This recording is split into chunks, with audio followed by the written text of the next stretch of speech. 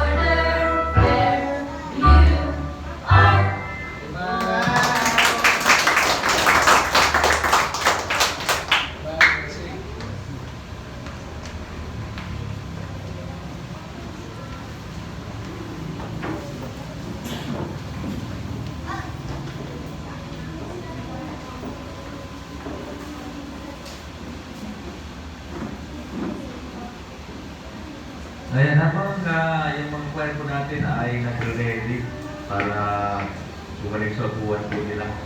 Meron po sila special number po ngayong umaga. Natin po itong pakikinggan. By the way, ikaw? Special number ka? Ha? Ilusin mo ako. Hira.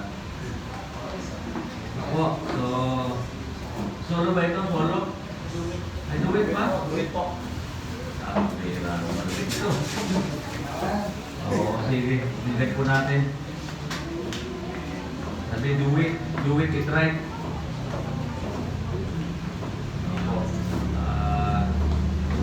Kung gusto nyo po kumamit ay pwede po. Awit po tayo sa Panginoon. Meron tayong mga boses. Yan, practice po kayo. Wala pong requirement hindi kundi baptize and save. Yun lang, wala nang iba.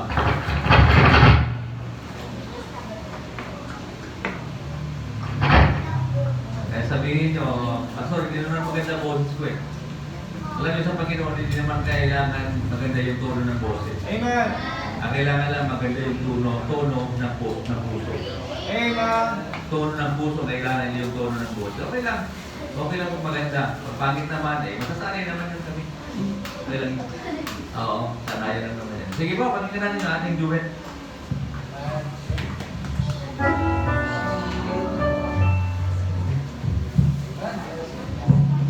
So yan, blessed morning po sa bawat isa and happy Lord's Day. Awit po kami ng papuri para sa Panginoon. Sige na.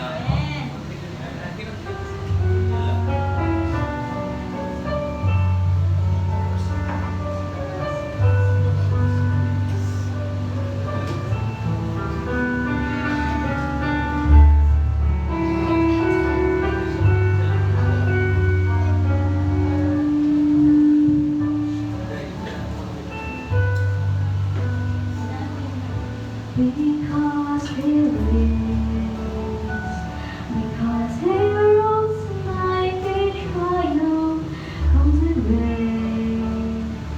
I put my trust in Him and seek to follow Him in faith. Because He lives, I show my strength to stand against the tempest. He is my refuge and defense in any trouble zone. Because He lives, because He because He lives, lives, I can bear whatever burden may be mine.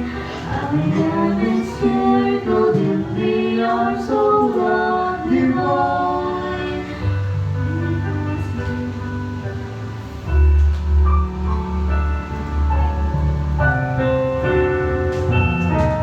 So, isa't ulitin na lang po namin. Hinaw ko kasi naman.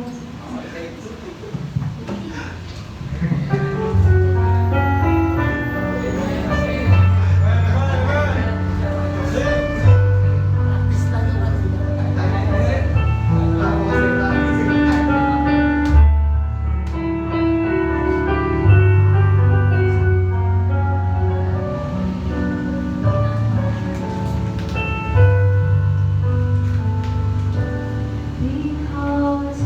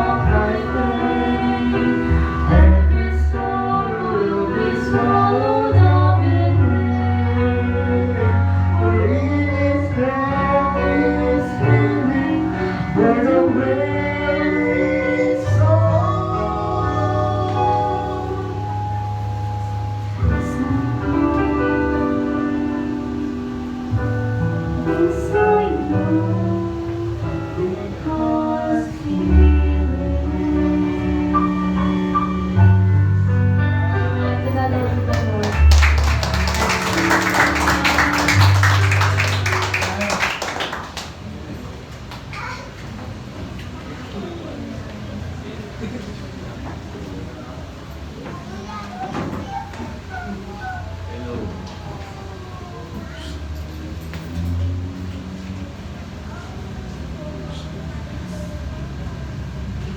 Hello, hello. Ayan. So, nagpunta po tayo sa ating pong pag-aaral ng salita ng Diyos. Pero bago yan, itry ko po muna umawit sa Panginoon. Try lang kung pwede. Ang title po nito is Anything That Cost Me Nothing. Mababasa po natin ito sa 2 Samuel chapter 24, verse 24. Yun po ay conversation between King Arauna and King David. Ayan. Anything that cost me nothing.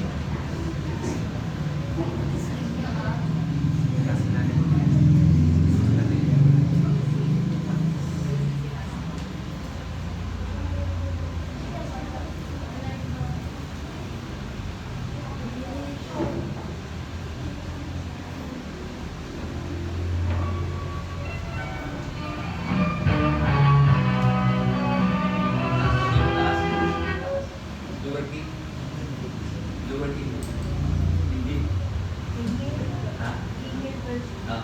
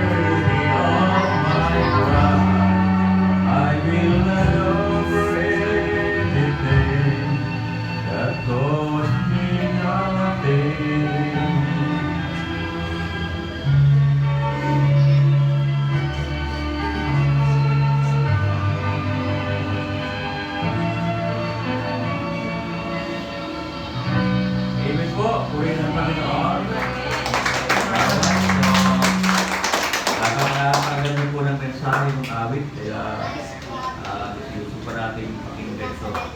Alright, so dito po tayo sa ating pong pag-uusapan ngayon pong umaga. It's already 11:15. Tayo po ay sikapin po natin na ito po ay matapos po ng mga 5 oras. Okay?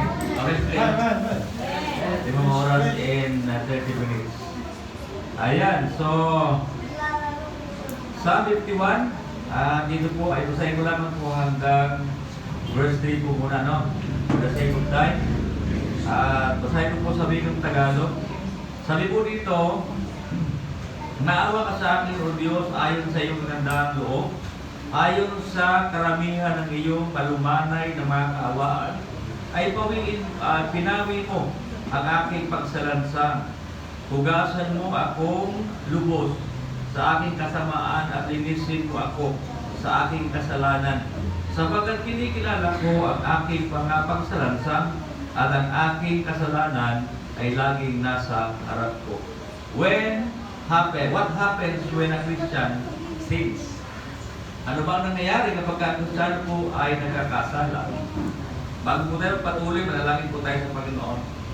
Dakila namin Diyos na mahabagin, Panginoon namin sa langit, na punong-puno ng habag at pag-ibig.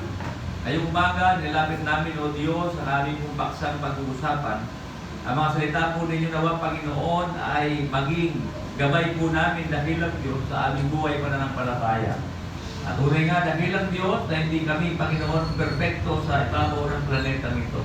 Nagkakasala kami, maging sa tingin po namin, sa isip namin, nagkakasala kami. Ngunit, Panginoon, kami patawarin ninyo sa mga kasalanan po namin na nagagawa. Tulungan mo kami na lumakad ng may malinis, Panginoon, na buhay, may kabanalan. Panginoon, tulungan mo kami ngayong umaga. Paunawa mo sa amin ang mga salita po ninyo na amin pong nabasa. Ito ang dalangin sa Padre Jesus. Amen. Saan ay kami asawa? Matubig. Oo. Ako'y natutuyuan ng aking lalamunan. Ayan. Opo. So, what happens when a Christian sins? Ayan. Ano daw po ang nangyayari kapag ang mga mananampalataya ay nagkakasala? Sabi po sa 1 John 1:9, if we confess our sins, He is faithful and just to forgive us and cleanse us from all our unrighteousness. Salamat po sa Panginoon.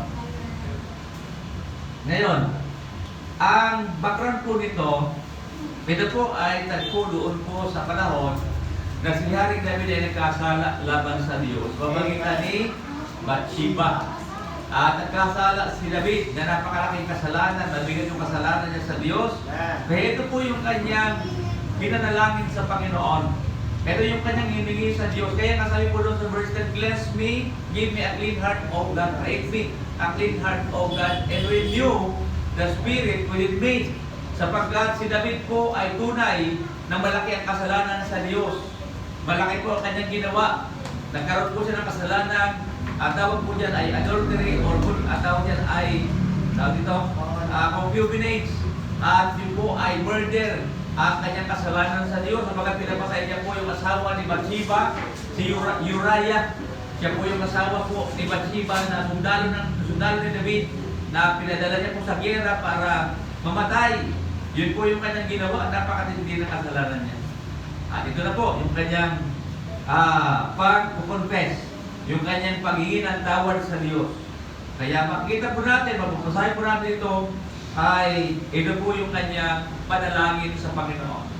Lumapit siya sa Diyos at humingi siya ng tawad. Tayo po ay nangyayari din sa atin ito. Marahil hindi naman kagaya ni David, pero meron tayo nagkagawang kasalanan. Mabigat na kasalanan na tayo po ay nagko-confess ng ating kasalanan. Kaya meron po consequence, tandaan niyo po, ang kasalanan na ito na ginawa ni Haring David. Ano po ba nangyayari? Yung consequence ng kasalanan sa buhay ng Kristiyano ng lupa, sin dirties the soul. Ito pala ay nagpapadumi sa ating mga kaluluwa. Kaya ang sabi doon sa verse 2, linisin mo, sabi niya yan, hugasan mo akong lubos na sa aking kasamaan at linisin mo ako sa aking kasalanan. So nagpapalinis siya si Haring David sa kanyang kadalawang kasalanan. So, ibig sabihin, tayo po ay dumudumi yung ating kaluluwa sa harapan ng Diyos, sa paningin ng Panginoon, sa tuwing tayo ay nagkakasala sa Diyos. Hindi po tayo matignan ng Diyos dahil sa ating kasalanan. Naalala niyo po ng Panginoon ay nandoon sa krus ng Kalbaryo, bago po siya ipako sa krus na yon, at sabi ng Panginoon, Father, sabi niya, di ba, why thou hast forsaken me? Bakit mo ako, sabi niya, di ba, bakit mo ako pinabayaan? Alam niyo po ba kung bakit gano'n sinabi ng Panginoon? Yung Diyos Ama ay hindi po siya matignan dahil sa kasalanan. Napasan-pasan niya. Yung kasalanan nating lahat, pasan-pasan ni Jesus Christ doon sa krus ng Kalbaryo. Kaya sabi ng Panginoon, Father, why hast thou forsaken me? Sa madaling sabi, hindi kayang tingnan ng Panginoon yung kanyang anak na pasan-pasan yung kasalanan na sanlibutan, sapagkat hindi po tayo matingnan ng Diyos pag tayo po'y makasalanan sa harapan ng Diyos. Kaya tandaan po natin, sa tuwing tayo nagkakasala, dumudumi yung ating kaluluwa sa Panginoon. Tumatalikod siya sa atin. Nakalulungkot mga kapatid, na hindi tayo sinasamahan ng Diyos kapag tayo gumagawa ng kasalanan. At tama lang yun. Hindi tayo dapat samahan ng Diyos sapagkat siya'y banal. Hindi ba? Banal siya eh. Kaya sabi ng Panginoon, be holy for I am holy. Magpakabanal kayo sapagkat ako'y banal. So yung pinaglilingkuran natin, Diyos na banal, dapat yun din po tayo sa harapan niya. Kaya nga lang, sa mundong ito, hindi natin matitiyak every day, every hour, every minute, na tayo po ay matuwid sa harapan ng Diyos. Kaya nga mayroong John 1:9 eh. Hindi ba? Pero tandaan niyo po, ang kasalanan natin, sabi ng Bible, yung kasalanan natin noon, ngayon at magpakilanman, tinalikuran ng Diyos yan. Binuran ng Panginoon niya. But it doesn't necessarily mean na gagawa ka ng kasalanan sapagkat ikaw ay pinatawad na ng Diyos. Hindi ganoon yan. Kailangan natin maging banal sa harapan ng Panginoon. Okay, nagpaparumi sa ating kaluluwa. Number 2, dominates the mind. Pag nagkakasala po tayo, tandaan natin, mas nananaig, nangingibabaw ang kasalanan sa ating buhay, pananampalataya. Di ba?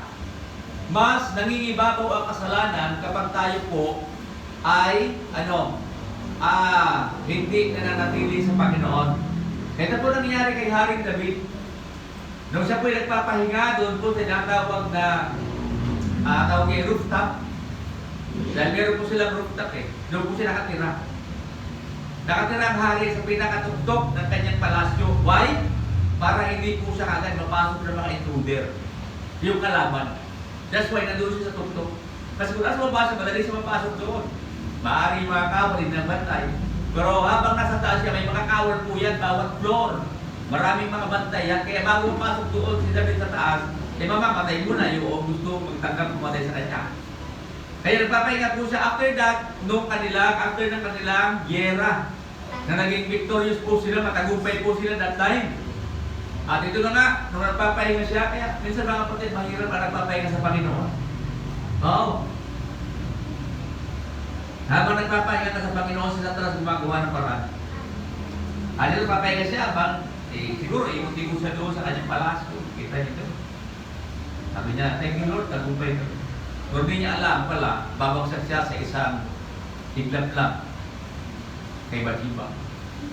Tingin niya gano'n, mulat siya. May naliligo doon sa baba.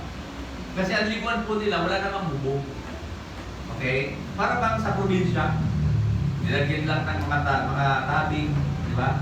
Mga dako ng liyong, ganyan. Yung iba ka, sako eh. Diba? Sako tapos putas naman dyan. Yun yung CR nila. Ano siya naliligo? O nakita ni David. Nakita niya, sa beses, inulit niya. Okay, para gawin hindi kasalanan, isang beses mo lang tingnan. Pero matagal. Hindi. Isang beses lang para hindi magkasala. Pag inulit ko kasalanan na yun, sabi nila. Inulit niya. So nagkaroon siya ng masamang hangarin doon kay Bathsheba. At doon na siya, nagkasala sa Panginoon. Alam natin yung kwento, at pagkatapos niyan, ito po yung nangyari kay David, natukso siya. Alright? So, dinodominate ng kasalanan kapag ka po tayo ay nagpapahinga sa Panginoon. Kasi an empty mind is the playground of the devil. Yan po yan. Kaya huwag natin tangkain o pahinga tayo sa Diyos. Sabihin natin, Lord, papahinga muna ako sa ministry, ganito muna anak ko. Delikado yan, kapatid. Iniisip mo pagod ka na, ayaw mo na, huwag. Tuloy mo lang. Huwag kang mapapagod. Dahil ang Panginoon hindi mapagod magpala sa atin. Hindi na mapagod magpatawad sa ating mga kasalanan na gagawa. Dahil kung ang Diyos napapagod, kawawa po tayo mga kapatid. Huwag kang mapagod. Malakas ka pa. Wala ka pang sakit. Ala ka pang karamdaman. Magpatuloy ka lang. Dahil dinodominate ng kasalanan kapag tayo nagpapahinga sa Panginoon. Right? Ikatlo, hindi lamang po dirties the soul, dominates the mind. Sin disgrace the Lord. Ang ibig sabihin, ito po ay nakahihiya. Nagbibigay ng kahihiyan sa Panginoon. Sa gawain ng Diyos, mga kapatid, tanda natin yan. Di ba? Nagkaroon ng kahihiyan. Why? Hari siya eh. At tinaguriin siyang the God, the man after God's own heart. Hindi ba? Dapat yung tao na to, yung hari na to, hindi ka pintas-pintas.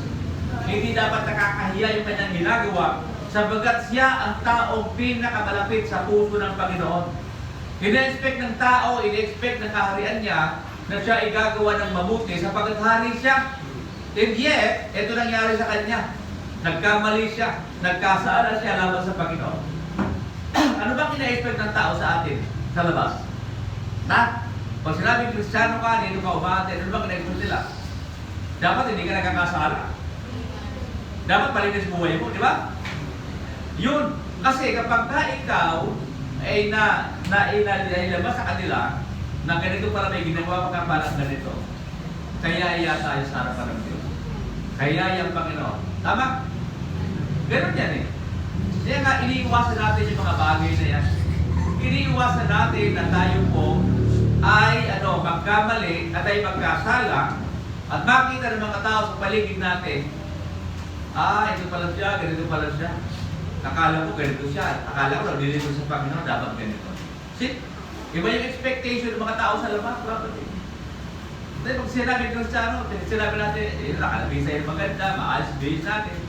Yung tingin nila, akala nila, pag Kristiyano ka, perfecto ka na. Akala nila, hindi ka na nagkakamali dapat. No, hindi po eh. Nagkakamali tayo mga kapatid. Pero hindi po dapat nagpapatuloy tayo sa pagkakamali natin. Dapat binabago natin yung takbo ng buhay natin. Once tayo po yung nagkamali, baguhin natin. Pwede naman eh. Pwede naman baguhin, hindi ba? Tayo naman ang may gusto nung pwede natin talagang baguhin yung takbo ng buhay natin. Or, pagpatuloy tayo sa kasalanan. Dalawa lang naman yan eh. Either dito ka or doon ka. Laging right and wrong lang yan eh. Di ba? Tama yun. Right and wrong lang lagi ang buhay. Pero saan ka ba talaga magpapatuloy? At bilang Kristiyano, dapat doon tayo sa tama. Tama ba? Ayan po. So, ganun po yan. So, disgrace the Lord. Naapektuhan po yung pangalan ng Panginoon. Kaya nga, hindi dapat na talagang patuloy tayo sa ginagawa natin ikitama. Hindi na yung mga bali natin ginagawa. Kaya iya sa Diyos. Kaya iya sa gawain ng Panginoon. Yung mag-church yan kasi ganito pala yan. Ganito pala sa ganito. Ganito pala sa ganyan. Hindi po. Kung yun po ang magiging dahilan para magtumingin ka sa tao, hindi ka magpapatuloy sa Panginoon. Hindi. Ang tandaan natin, lahat ng tao nagkakamali yan. Pero pag nagpatuloy sa mali yan, huwag nating hangaan yan. Pero kung nagbago naman, di ba? At nagsisi siya ng tawag dito, yung sincere sa kanyang puso, at hindi niya nauulitin yung ginawa niyang mali, hindi ba tama naman yun? Tama naman? Amen. Alright? So tayo po ay titingin lamang sa Diyos. Tandaan niyo po, sa Panginoon po tayo tumitingin habang sumasama po tayo. Meron tayong mga hinahangaan ng mga tao. Meron tayong hinahangaan ng mga marahil mga preacher ng Panginoon. Pero tandaan ninyo, pag nagkamali yan, tiyak, manghihina ka. Baka hindi ka na nga sumamba eh. Kaya mahirap na humanga, mahirap na i-idolize yung mga magagaling na mga lingkod ng Diyos. Tama lang naman, humanga ka, pero hindi yun natatapos doon. Kasi meron akong makilala, humanga sila sa pastor, nagkamali yung pastor, yun, nawala na siya. Hindi ka dapat ganun. Dapat hanga tayo sa ginagawa ng Panginoon sa buhay natin. Sa buhay ng tao. Sa buhay natin, mga kapatid. Bawat isa atin. Alam niyo ba na tayo po ay nabubuhay dahil lamang sa biyaya ng Panginoon. Biyaya ng Diyos. Grace. G-R-A-C-E, tama? God riches in Christ expense. Yan ang grace. God riches and Christ expense. Oh. Ibig sabihin ng grace, unmerited favor. Hindi mo deserve, pero need na deserve mo dahil kay Kristo. Ang deserve natin ng impyerno, pero dahil sa ginawa ng Panginoon doon sa Kalbaryo, ay mapupunta tayo ng langit. Amen? Alright, so maganda. Na pagka ikaw ay alam mo pupunta ng langit, dapat lagi kang masaya sa buhay mo. Papunta ng langit eh.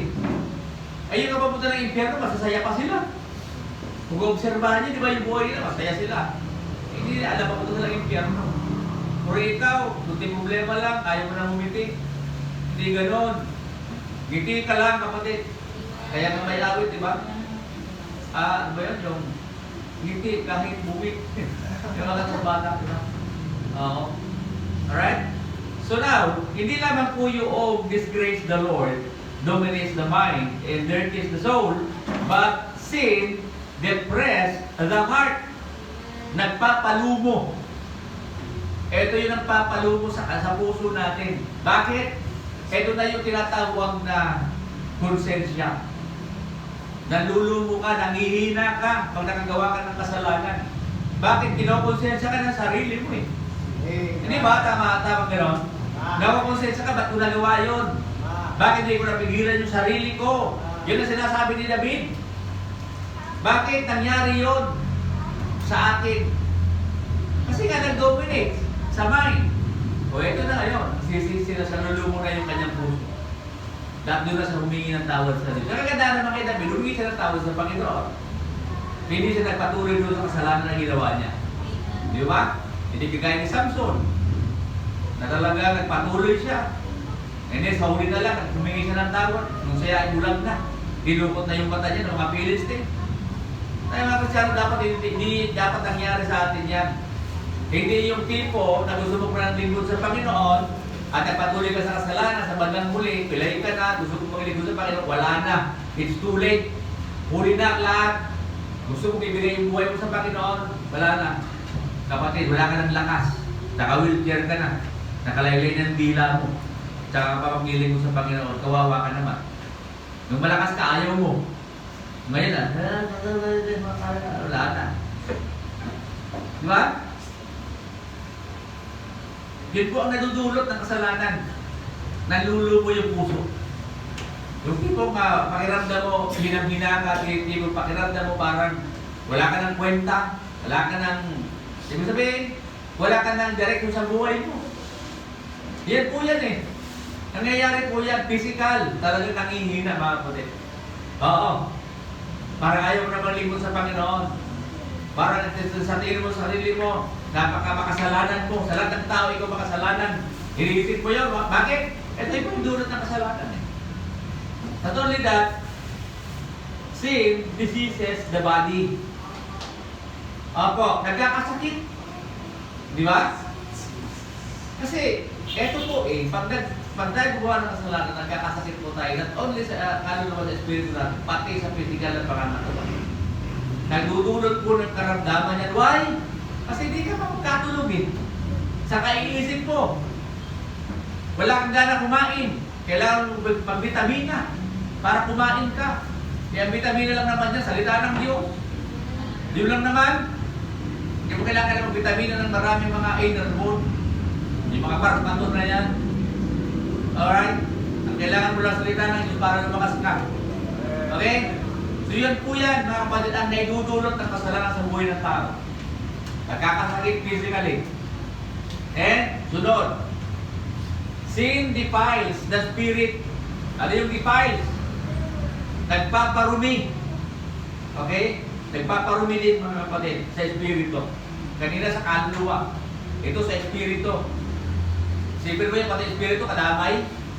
Na wala namang kinalaman yun sa ating mga ginagawa. Nadadamay, kaluluwa, espiritu. Pati physical pangangatawan natin. Di ba? Buong pagkatao mo, damay. Physical, spiritual, and yung ating soul.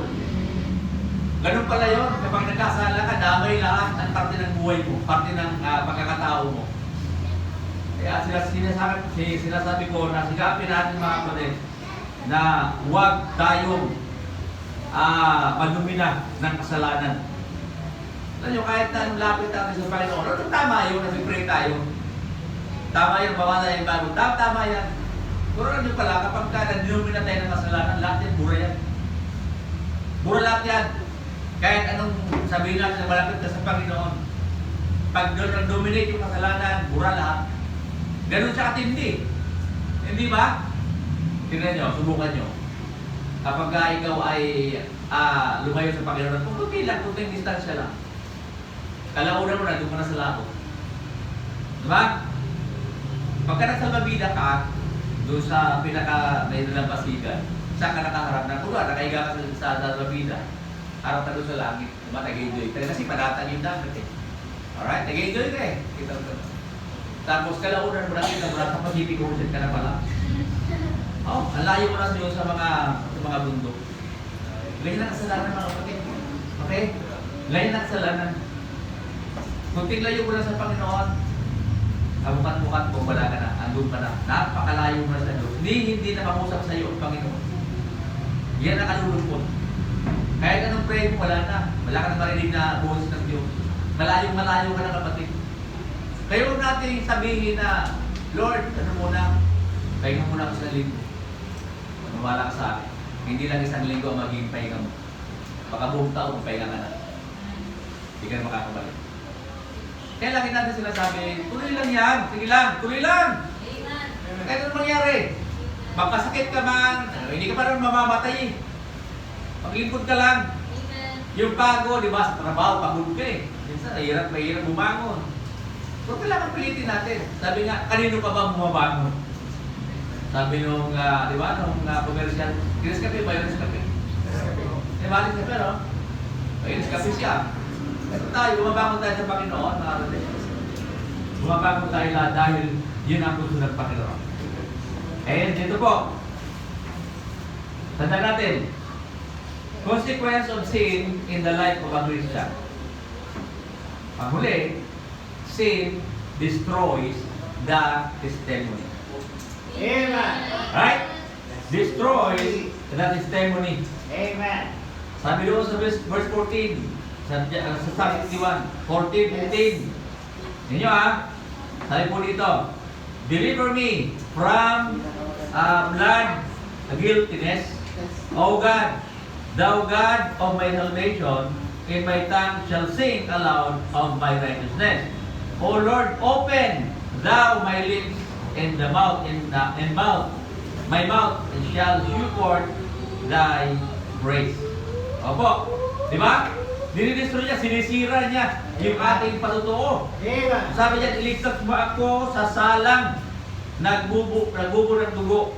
O Diyos, ikaw o Diyos, ang aking kaligtasan at ang aking dila ay aawit ng malakas tungkol sa iyong katwiran.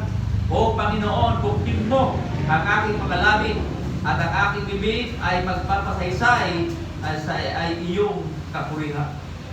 Kinakalungkot mga kapatid, nalidestroy yung ating testimony. Amen. Yung testimony natin sa labas, sa komunidad, sa kapitbahay natin, sa kaibigan natin. Kaya nga, please, panalangin natin na huwag tayong mahulog sa tinatawag na kasalanan. Ang kasalanan ay laging nakaabang sa atin. Paglabas natin dyan, paglabas na uwi natin ng bahay, laging natin dyan yan. Ang maganda dyan, kahit nalayuan natin, lumalapit sa atin. Di ba? Napaka-sweet niya. Di ba? Hindi ka iiwan.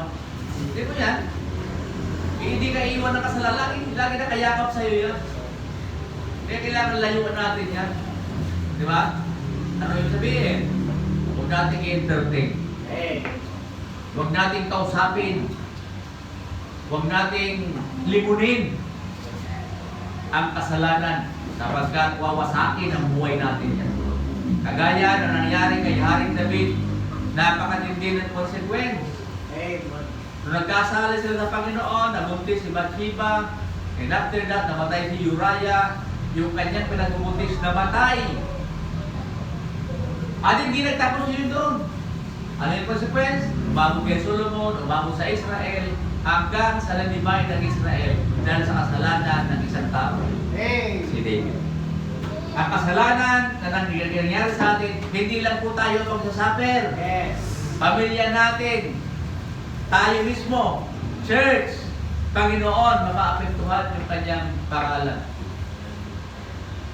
Ganyan po yan. Apektado lahat. Diba? Tama?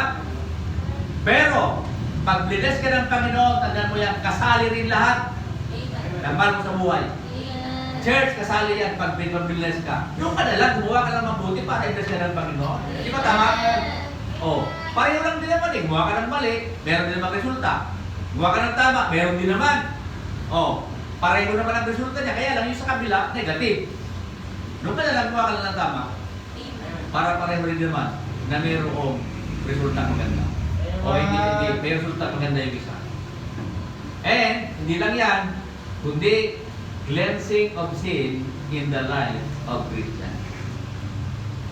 Nalilinis naman. Okay? Nalilinis naman yung kasalanan natin. Dahil sa Panginoon. Now, nagkakaroon po ito ng confidence. Ibig sabihin, kumpiyansa. Kumpiyansa na lilinisin ka ng Diyos at tutulungan ka niyang gawin yung kalooban niya. Diba?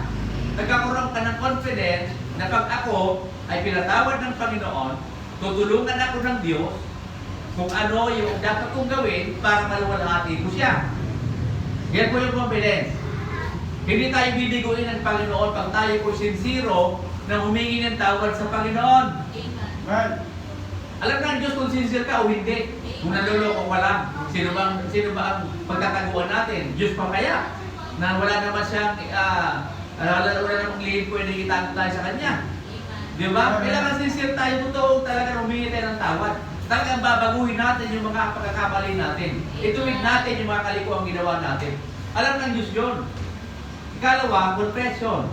Yung paghingi ng tawad. Yung pagtatapat. Importante po yan eh. Kasi hindi naman tayo papatawarin ng Diyos. Hindi naman tayo humingi ng tawad. Di ba? Alam naman tayo yung nabasa sa Bible na, pinatawad naman ng Panginoon kasi, ano na yan? Understood na yan. Diba? Eh, pag pinagkasala, patawarin ka. Hindi ganun yun eh. Hindi basta-basta patatawarin ka kung hindi ka naman lalapit sa Panginoon.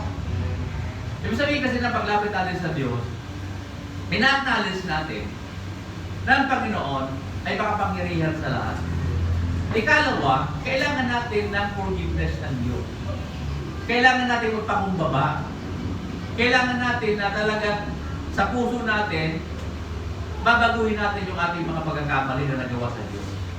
Yan po yan, confess. Kaya nga meron ka na tawag dyan, sincere na paghingi ng tawad sa Diyos. And then cleansing. Di ba? Paglilinis. Yung binasa natin kanina doon sa 1 John 1:9. Ganon din sa Isaiah 1:18. Mapasahin po natin ang book of Isaiah, verse 1:18. Ito po ang sinasabi po ng Bible. Verse 1:18. Dali lang po. Alright? Ang sabi niya, "Come now and let us reason together, saith the Lord, through your sins be as scarlet. They shall be as white as snow. Though they be red like crimson, they shall be as wool."